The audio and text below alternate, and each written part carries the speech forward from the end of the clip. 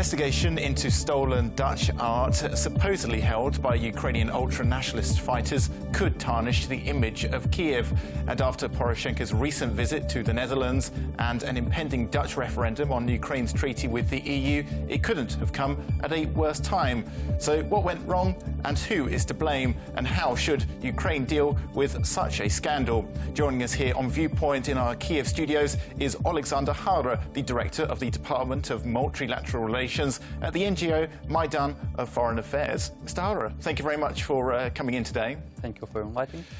So there have been a lot of reports recently in the Dutch media and by this museum that reportedly say that Ukrainian fighters are holding these paintings, and they've named a few senior Ukrainian officials as well.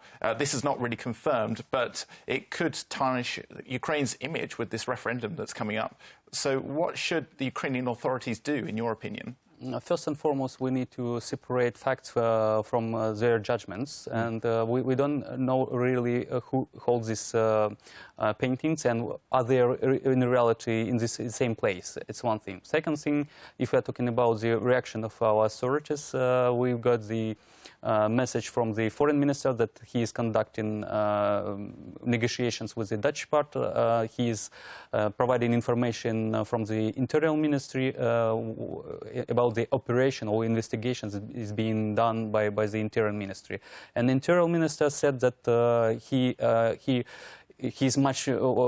he's aware of the situation, and he would love to have action rather than talks about this case. And no, you used to work in the Foreign Ministry as well, and this case has taken a long time. So it's not just 2 years, but actually these paintings were stolen 10 years ago and were found in eastern Ukraine among Yanukovych's inner circle. So you have a lot of issues here. They were found in eastern Ukraine, in the militant-held part, and also you have these nationalist battalions who don't always necessarily listen to the Kyiv authorities. So how does the government actually deal with this, would you say? Well, first and foremost, the war, actually, we discovered, if this is the case, we discovered these paintings just because of the war, just because these premises were left by the previous owners, and we don't know for sure who is holding them. I wouldn't say that it's nationalistic battalions, not subordinated to any Ukrainian authorities. We don't have any volunteer battalions anymore. They are subordinated either to the National Guard or the Ministry of Defense. That's why certainly they will obey the orders if they're really involved. Absolutely. Oh, okay. And in the Netherlands, there is a referendum coming up on Ukraine's treaty with the EU, and there it gained over 400,000 signatures. So what can Ukraine do to help improve its image in the Netherlands? Certainly, we need to do much more than we've done before. According to opinion poll recently conducted by our partner organization, Institute of World Policy, that the Netherlands is one of the countries that is not aware what's going on in Ukraine in reality, but they got some news. 65% believe that the war is going on triggered by Russia, but a lot of Dutch are not, they don't have any argument why Ukraine should become a member of the European Union. That's why officially we need to do more. It's one thing. Second thing, we should not take into account one thing. For example, the Russians accused Erdogan's son-in-law of dealing with the ISIS, trading oil from their territories. Yeah. And the same thing, it's just appeared, these facts of the paintings captured by so-called nationalists, and some Russian media portrayed them as Nazi, appeared in the right time before the referendum and in the countries that is conducting the investigations, the MH17 downing. Yeah. So I wouldn't get rid of the thinking that there is something behind this story, not just the real investigation, not just real willingness of the Dutch authorities to get these paintings back. But you said that more should be done. What do you mean by that?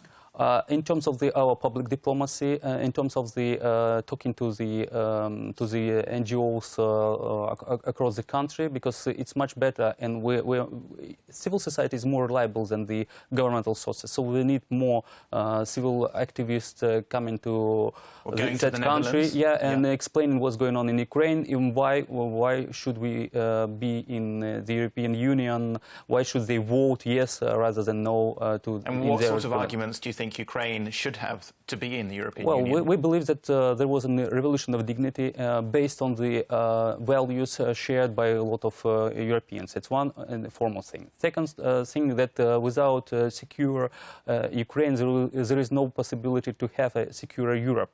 Third thing, that we are going to fight corruption. I mean, civil society is doing this job. Unfortunately, from the governmental part, they are not doing this pretty good. Well, from the government point of view, it's very slow, isn't it? I mean, for example, you had Poroshenko's visit several weeks ago to the Netherlands, and the news about the paintings was known then. So why has it taken so long for these different governmental departments in Ukraine to come up with some reaction to the Dutch media reports?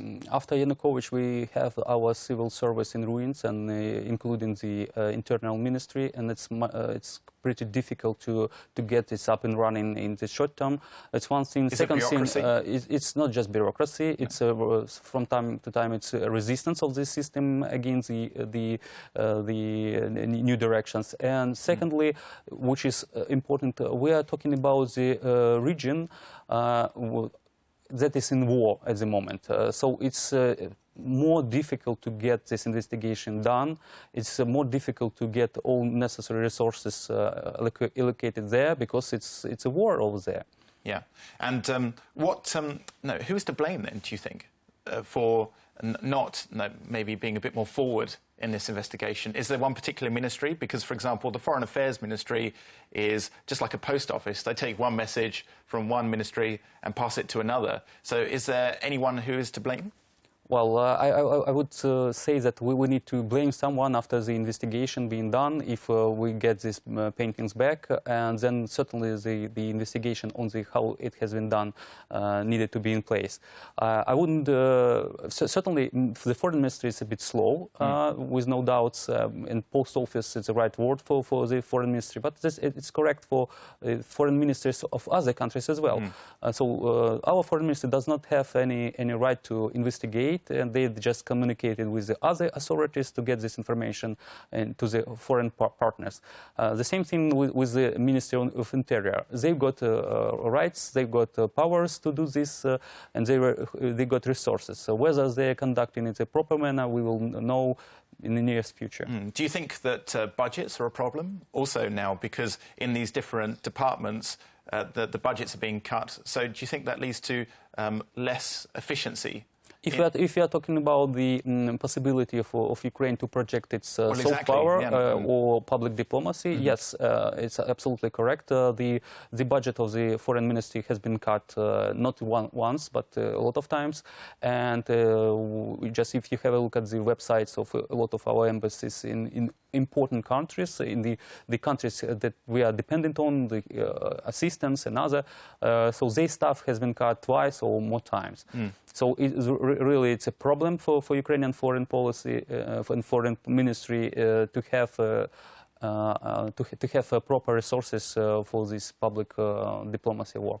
Yeah, and this public diplomacy work abroad, what does it actually entail from your experience? You said that you have these civil society groups, but how do they actually influence citizens abroad, though? Say, for example, if I was in the Netherlands, I was a Dutch citizen, how would I be influenced by the Ukrainian opinions? Well, first and foremost, it's the main channel is the media. Secondly, it's groups of organizations that are dealing with the same issues. For example, fighting corruption or helping deprived people or whatever. So civil society can find their counterparts in other countries.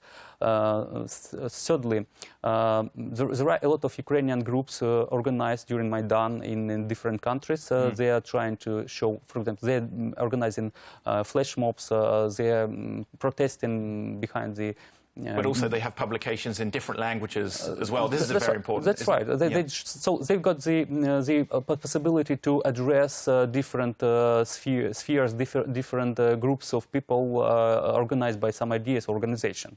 So we need the comprehensive strategy of public diplomacy in terms of Netherlands. We need not just to talk to the Dutch government, but to the civil society, to academia, possibly if this, and I hope this conflict will be resolved, we will get possibility to talk between the artists, between the those who related to the culture, talking to their counterparts in Netherlands, to show that it's not the Ukrainian fault. The international crime is international crime, and it doesn't matter which passport they hold. I see.